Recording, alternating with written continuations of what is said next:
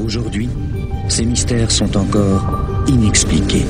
C'est surprenant, c'est mystérieux. Et c'est à ce moment-là qu'un bruit très étrange va être enregistré. Les clés du mystère sur Sud Radio. Qui n'a jamais été tenté d'aller voir une voyante qui nous prédirait notre avenir, qui verrait plus clair que nous dans notre propre vie? Quelqu'un qui saurait nous aider à éviter les catastrophes, les mauvais chemins à ne pas prendre, ou même quelqu'un qui nous rassurerait. Mais évidemment, comment ne pas se tromper? Est-ce qu'un voyant, on peut le reconnaître? Et à quoi? Et les cartes qu'on nous tire, comment peut-on voir? Le travail, l'amour, la santé, l'argent, avec un jeu de cartes de tarot de Marseille? Aujourd'hui, paranormal et cartes divinatoires. Bonjour Yves Lignon. Bonjour Emmanuel. Alors tout d'abord Yves, est-ce que vous avez connu de vrais voyants? Est-ce que ça existe les voyants? Oui, il y a des vrais voyants, beaucoup moins que de faux voyants. Ouais. Les vrais voyants font rarement de la publicité, ils sont connus uniquement par le bouche à oreille, et surtout, le vrai voyant, il n'a pas peur d'aller à la rencontre des scientifiques comme moi. Bien sûr. Il n'a pas peur de se manifester en disant « je pense avoir un don, j'aimerais faire des tests avec vous ». Alors que le faux voyant, dès qu'il entend parler d'Yves Lignon, il change de trottoir. Il s'en va en courant. Je pourrais vous donner une petite anecdote. Il y a une vingtaine d'années, j'avais écrit sur la ville de Toulouse à tous les voyants faisant de la publicité, en leur disant « je vous propose le contrat suivant. Vous venez faire des expériences avec moi. Si ces expériences réussissent, je vous autorise à le dire dans votre publicité. » Oui, c'est-à-dire validé par Yves Lignon. Voilà, vous pourrez dire testé au laboratoire de parapsychologie. Si par contre les expériences échouent, je m'engage à ne pas le dire. Donc le contrat a été honnête. Hein. Ouais, personne ne saura que vous vous êtes planté. Très bien. Je n'ai pas eu une seule réponse. Par contre, j'ai quelquefois rencontré des voyants authentiques qui ont, devant moi, lors d'expérimentations, réalisé de véritables exploits. Il y a bien sûr Yolande de Châtelet, dont on pourrait dire qu'elle est la voyante du laboratoire de parapsychologie. Avec elle, nous faisons des expériences depuis des années. Nous en inventons. Il y en a une qui est en projet en ce moment. D'accord. Elle est toujours d'une disponibilité extraordinaire. Oui, parce que honnête avec vous, honnête oui, avec elle. Oui, elle est honnête avec vous. Ce n'est pas une professionnelle, même si elle reçoit les gens, souvent à ma demande. Mais surtout, elle est extrêmement disponible. Quand je lui téléphone en lui disant, écoutez, j'ai une idée d'expérience, elle me dit quand. Et puis si je lui dis, j'ai besoin de 8 jours pour la préparer, au bout de 4 jours, elle me rappelle, me disant, c'est pas encore prêt. Bon, il y a aussi Maud Christin, qui est bien connu. Maud Christin, qui est à Paris, qui m'a quelquefois littéralement bluffé, mais avec qui je n'ai pas expérimenté aussi intensément, pour la bonne raison qu'elle est à Paris. Bien sûr. Et puis, il y en a eu d'autres qui n'ont pas voulu en faire un métier, ou même simplement voir le public, que j'ai reçu régulièrement, avec qui j'ai fait des expériences. Et si vous voulez, celle-là, ça reste au stade du bon souvenir, mais c'était de vraies voyantes. Et donc aujourd'hui, je vais vous raconter l'histoire de Valérie. Valérie, c'est une voyante que j'ai testée, qui n'en a jamais réellement fait un métier, et encore moins reçu systématiquement, tout au plus de temps en temps un ami, un parent, etc. Et Valérie, c'était une voyante qui utilisait les cartes. C'était une espèce de cartomancienne, mais une cartomancienne tout à fait particulière, parce que, allez, je vais faire un peu de suspense, elle utilisait les cartes et en même temps, elle ne s'en servait pas. C'est-à-dire qu'elle ne les regardait pas. Elle ne les regardait pas, mais c'était encore plus compliqué que ça. Oui. Elle ne faisait pas comme font les cartomanciennes, telle carte est à côté de telle autre, mais elle en avait besoin. Si un jour j'ai dit, est-ce qu'on a su l'expérience sans les cartes? Elle m'a dit, ah non, surtout pas. Mais j'ai dit, écoutez, quand nous avons les expériences, les cartes seraient dans votre sac à main, ce serait pareil. Elle m'a dit non, surtout pas. Si les cartes étaient dans mon sac à main, ce ne serait pas pareil. Alors je vais vous raconter donc aujourd'hui l'histoire de Valérie. Valérie la cartomancienne, ou Valérie tout simplement la petite dame qui s'amusait à tirer les cartes. Dans un instant avec Yves Lignon. Aujourd'hui avec Yves Lignon, la cartomancienne. En l'occurrence, petite Valérie, elle a quel âge, Valérie, elle avait 30-35 ans. Ne demande pas l'âge aux dames, surtout quand on est un prof de maths. C'est pas une professionnelle, elle s'amuse comme ça à tirer les cartes. Oui, c'est une mère de famille. Elle avait 3 jeunes enfants à l'époque.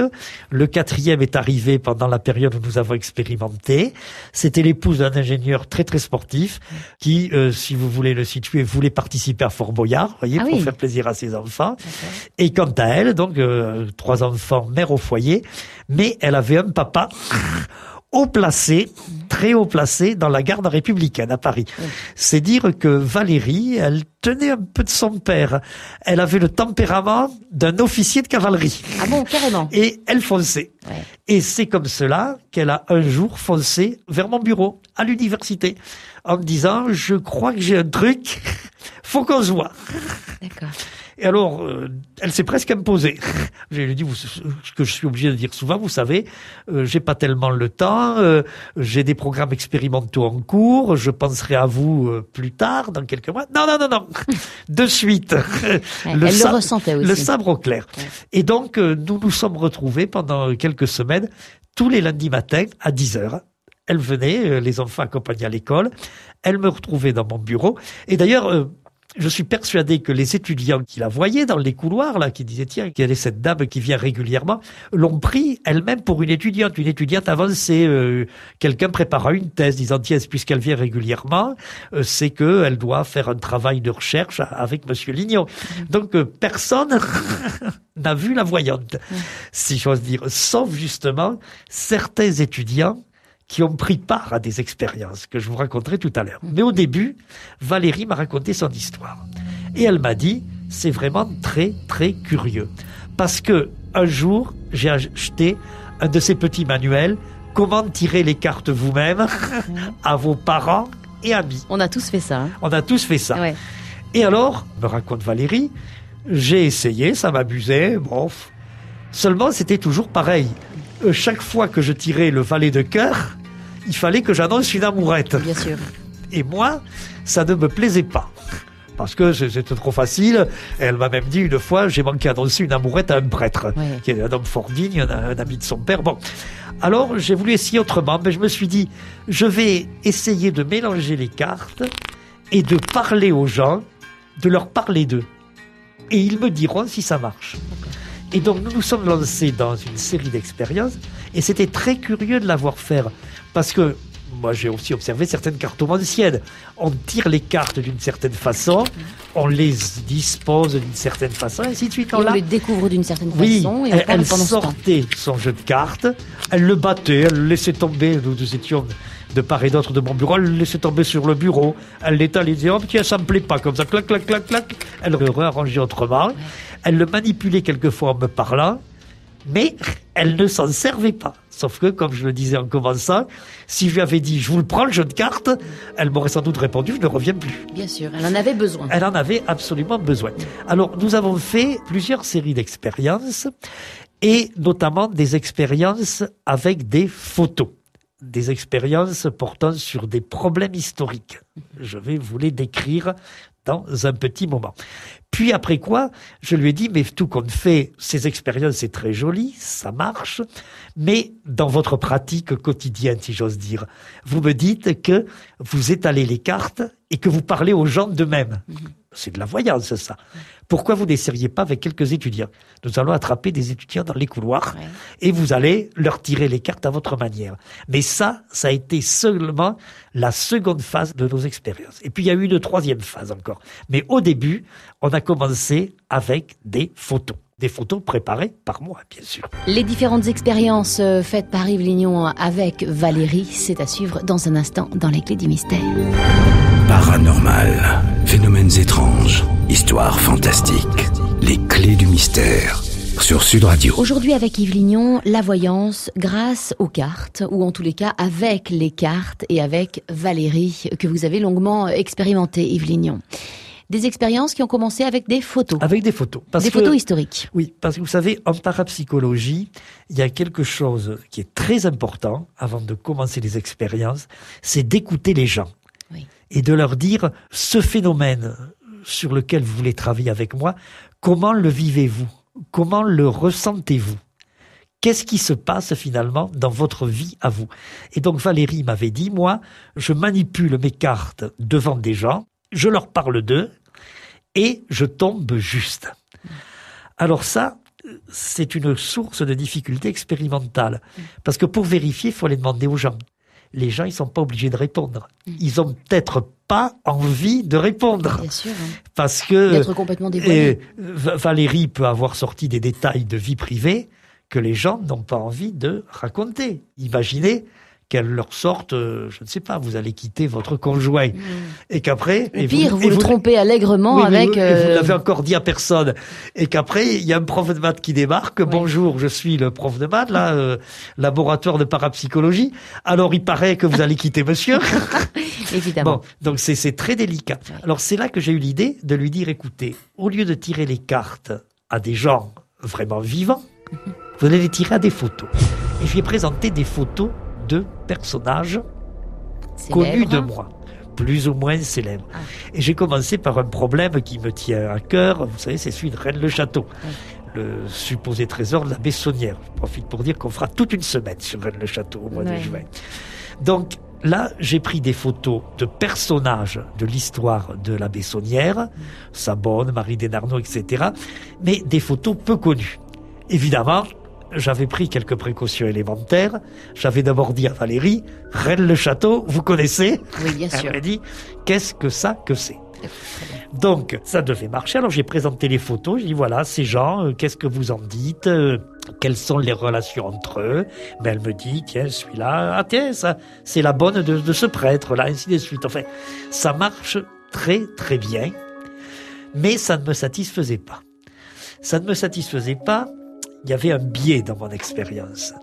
Parce que pour qu'elle ait un sens, il fallait que Valérie m'ait dit la vérité quand je lui ai posé la question préalable.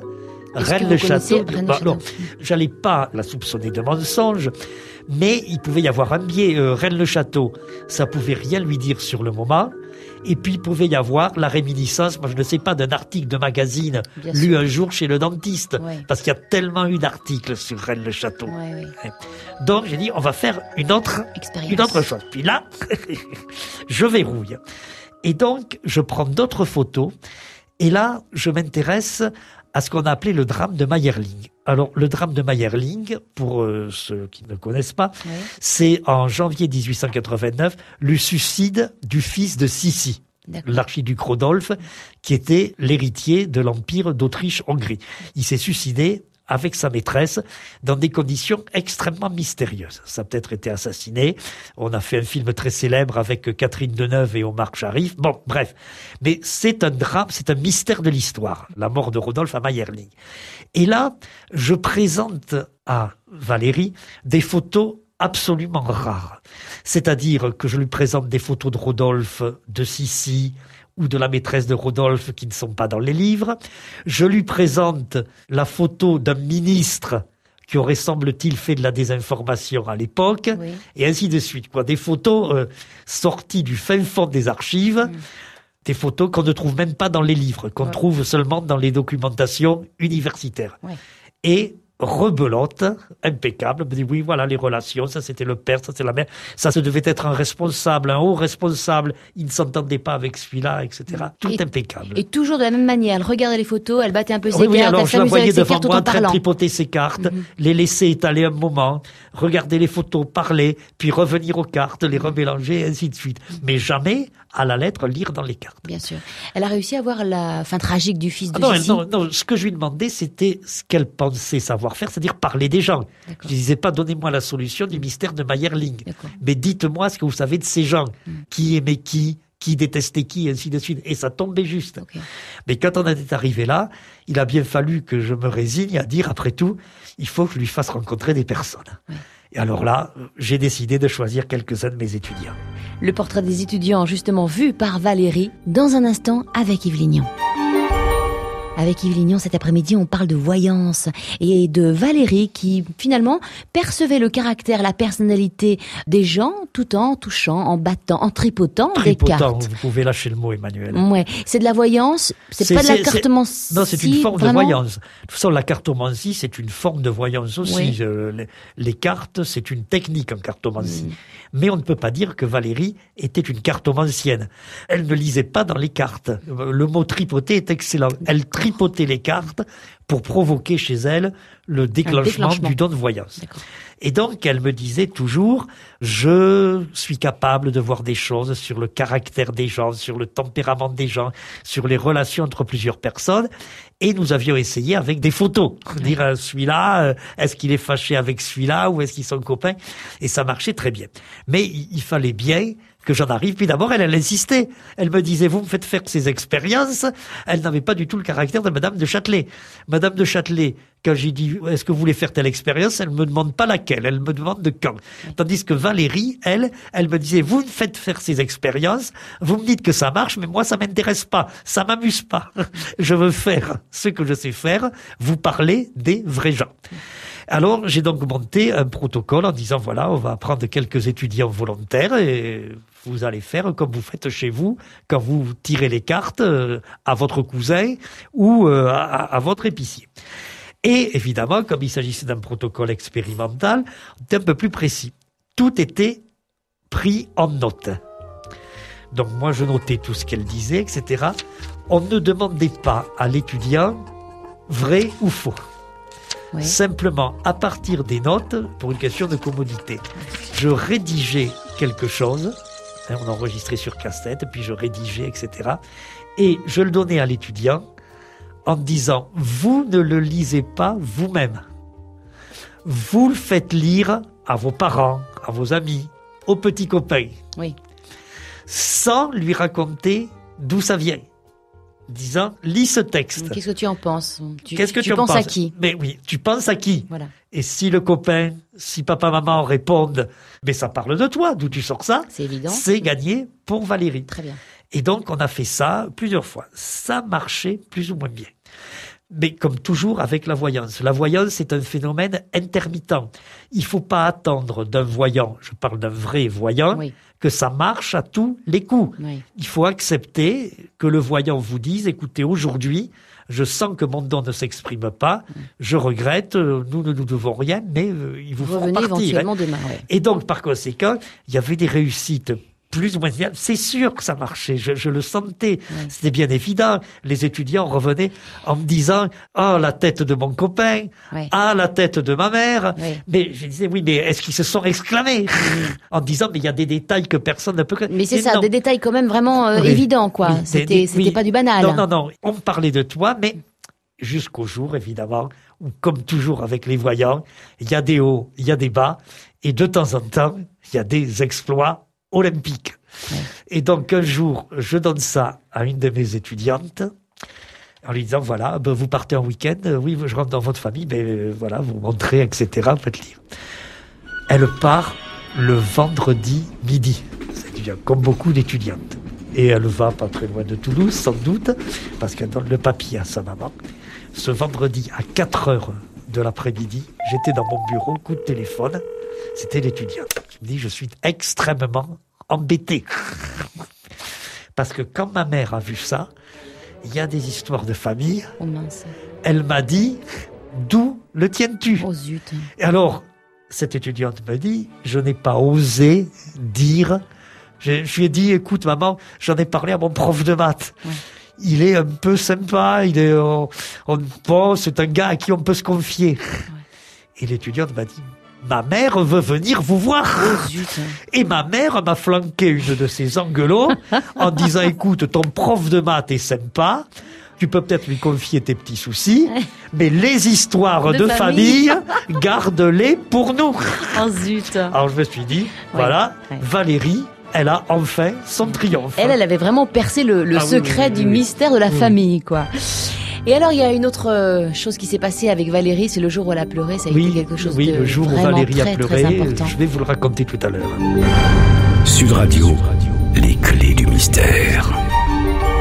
La cartomancie, aujourd'hui en tous les cas la voyance par les cartes, il se trouve grâce à Valérie. Valérie quand même qui était une personne surprenante, qui ne tirait pas vraiment, elle n'avait pas la manière, elle n'avait pas la technique de tirer les cartes, mais la finalité était quand même la bonne, c'est-à-dire qu'effectivement elle arrivait à voir un peu plus loin que le bout de notre propre nez à nous. Le jour où Valérie a pleuré, qu'est-ce que c'est que cette histoire? Alors, j'ai fini par lui dire, écoutez, ces cartes, je lui ai pas dit ça m'énerve. Faut dire que ça m'énervait un peu quand même. Qu'elle les tripote comme ça, là, vraiment, ouais. Tous les lundis matins à 10h dans mon bureau, manipuler ces cartes et me dire, écoutez, si vous voulez que l'expérience soit réussie, il faut me laisser faire. Bon. Ouais. Et donc, j'ai fini par lui dire, la persuader, écoutez, vous êtes vraiment voyante. Vous avez vraiment un don. Et vous devez pouvoir vous servir de ce don sans les cartes. Et donc, par conséquent, essayez, quand vous serez en présence d'inconnus, essayez de vous laisser aller, de voir si quelque chose vous traverse l'esprit. C'est-à-dire, est-ce que vous arrivez à percevoir quelque chose et puis, derrière le masque de la personne? On verra bien ce qui se passe, vous me raconterez, on investiguera la recherche en parapsychologie, c'est ça, on avance un peu à tâtons, zigzag. Vous essayez. Quand vous aurez une occasion d'être dans une situation où il y aura des gens que vous ne connaissez pas, mais vraiment que vous ne connaissez pas, eh bien, vous essayez de vous laisser aller, et puis on verra. Et donc, sur ces entrefaites, quelques temps plus tard, la famille de Valérie, Monsieur Valérie, son mari, donc, et les 4 enfants, part pour Paris, puisqu'il y a une histoire de réunion de famille. Et donc, on arrive à Paris, et Valérie avait parlé un peu de sa famille, en disant, je vais à l'université tous les lundis matins, tout ça, avec un prof, bon. Et alors, elle trouve des cousins qu'elle connaissait, des cousins qu'elle ne connaissait pas, des proches, etc. Et on commence un peu à la chahuter, en disant, tiens, puisque tu es voyante, tu vois, il y a une telle là, elle est veuve depuis quelque temps, et c'est de lui parler de son mari, enfin, on mélange tout. Valérie, très embêtée, dit non, je vais pas faire ça, etc. Et puis, malgré tout, elle engage la conversation avec cette dame qu'elle ne connaissait pas, mais elle parle de banalité. Valérie, justement, surtout, ne pas évoquer le mari. D'abord, c'est un veuvage relativement récent. C'est prêt pour respect, elle. Oui. La dame est une inconnue, c'est une question de politesse. Bon. Et alors, on parle de tout ça. Puis, d'un seul coup, Valérie, comme ça, sans rien comprendre, Valérie, avec son fort caractère, la fille d'officier de cavalerie, qui se met à pleurer, mais à sortir toutes les larmes de son corps. Et la dame en face qui lui dit, écoutez, vous me faites penser à mon mari. Comment? Je me mets à pleurer comme ça, sans savoir pourquoi. Son mari se précipite autour. Mais qu'est-ce qui te prend, Valérie, là? Qu'est-ce qui t'arrive? Je me mets à pleurer comme ça, sans savoir pourquoi, sans la moindre raison. Et vous, avec qui j'étais en train de bavarder, vous me dites que je vous fais penser à votre mari. Décédé il y a quelque temps. Oui, décédé il y a quelque temps. Alors Valérie essaie de s'excuser. Oui, je crois que votre mari est décédé. J'ai peut-être commis un impair, etc. Mais je vois pas pourquoi je pleure. Mais la dame lui dit, mais au contraire, vous me rappelez mon mari, mais dans le fond, un bon souvenir. Parce que mon mari était quelqu'un de très émotif. Il avait la larme à l'œil pour un oui ou pour un non. À la moindre occasion, il rentrait dans une église où l'atmosphère était un peu prenante. Il avait la larme à l'œil. Sensible, voire voilà, de la il revenait dans le village de son enfance. Il avait la larme à l'œil. Il pleurait tout le temps. On se moquait de lui. Et vous vous êtes mis à pleurer alors que vous étiez là comme ça devant moi. Et alors, Valérie lui a dit, ben oui, effectivement, on m'avait dit que vous étiez veuve, etc. On m'avait posé des questions, joué avec l'esprit, j'étais mal à l'aise. Mais en bavardant avec vous, en échangeant des banalités, je ne pouvais pas m'empêcher d'avoir votre mari dans la tête. Dire cette dame, quand même, quelle tristesse, se retrouver seule. Et elle a dit, d'un seul coup, ça m'a pris, et je me suis mise à pleurer. Valérie, eh ben, elle a continué comme ça, alors à rencontrer, mais vraiment, elle ne voulait pas recevoir les gens. C'était tout à fait exceptionnel, oui.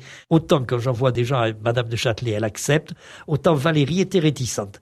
Mais de temps en temps, je le faisais. Je disais, je crois qu'avec vous, il peut se passer quelque chose. On peut faire quelque chose d'intéressant. Et puis, son mari a quitté la région pour raison professionnelle. Et Valérie l'a suivi. Et donc peut-être qu'elle continue toujours à jouer avec les cartes quand elle en a envie. En tout cas, je suis plus devant elle pour trouver ça énervant. Et en tous les cas, on la salue évidemment si elle entend, sait-on jamais. Si elle est dans le Grand Sud.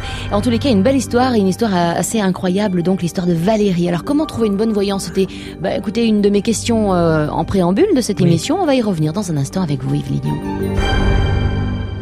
Aujourd'hui, donc, on a vu cette histoire incroyable de Valérie. Donc, on parle de voyance, on parle de cartomancie, donc on parle de la voyance grâce aux cartes.